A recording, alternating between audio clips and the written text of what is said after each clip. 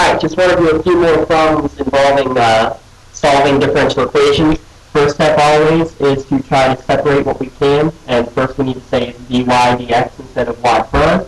Let's get dy and dx on the same side. Multiplying by dx, so 2 plus x times dy equals 3y times dx. A lot of people try to integrate right now, but we don't have things on the right side. We need to get dy with the y and dx with the x's. But to do that, we need dy and dx up top. So we'll divide by 2 plus x and divide by 3y. So dy over 3y equals dx over 2 plus x. Now I can go, and I'm going to now take my integral of both sides. When I do that, I should end up getting the natural log of 3y is going to equal, or really I should say, 1/3 times the natural log of y, because that 1/3 should come out in front. And then over here I should have the natural log then of 2 plus x plus c. That's a general solution. Again, a lot of times what they'll have you do is to try to simplify this a little bit. To get rid of these natural logs, I'm going to take e to both sides, raise each from an e power. And what that's going to do is this will become e to the 1/3 times e to the natural log of y, and over here e to the natural log of 2 plus x plus c. Actually, that would be times e to the c. Remember, if we have a sum in your power, that means that it's just multiplying by the same base. E and the ln cancel each other out. So e to the 1/3 here times y is equal to, again, those cancel out. E to a constant is just a constant. And then over here is now times 2 plus x. When I simplify this, if I would get y by itself, I could divide by e to the 1/3. A constant divided by e to the 1/3 is just still a number. That means y is going to equal a constant times 2 plus x. And again, I should probably have these still in absolute value as a result. And with this having been an absolute value, to get rid of it, I would technically need to say plus or minus. But again, a constant means that it could be either way. Same thing for number 2 here. Same step to start with. X times dy dx equals y. I need to get the y's on the left and the x's on the right. So that means I'll have dy over y equals dx over x. And when I do that, now I can now take my integral of both sides.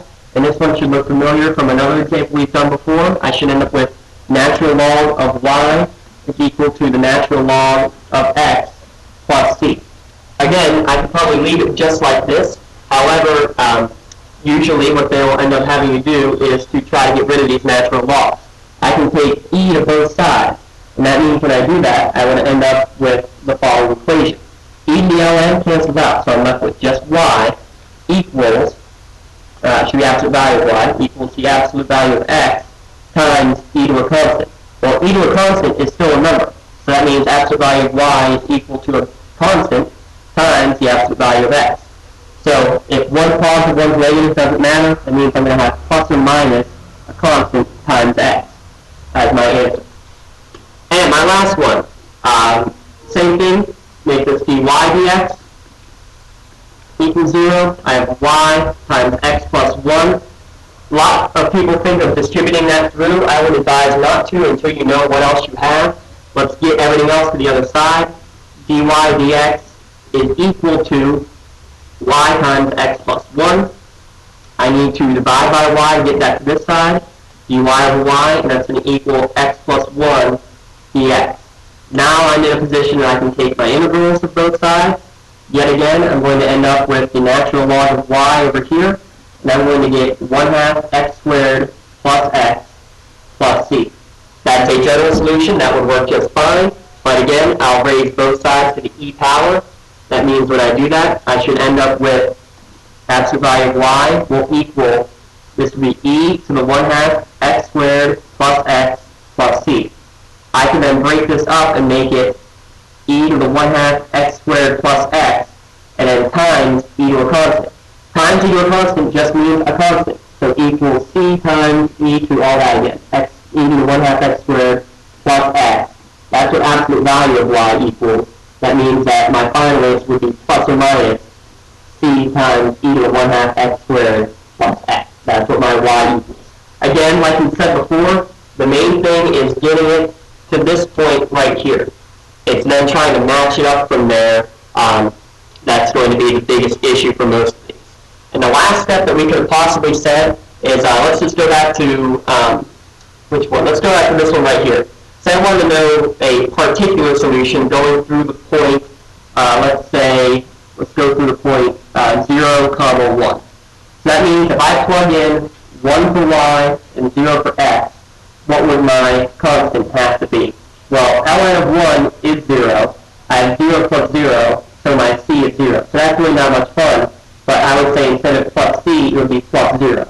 Now, what if I made it, let's say I made it 1, 1. So now it's 1, this is going to be 1/2 plus 1.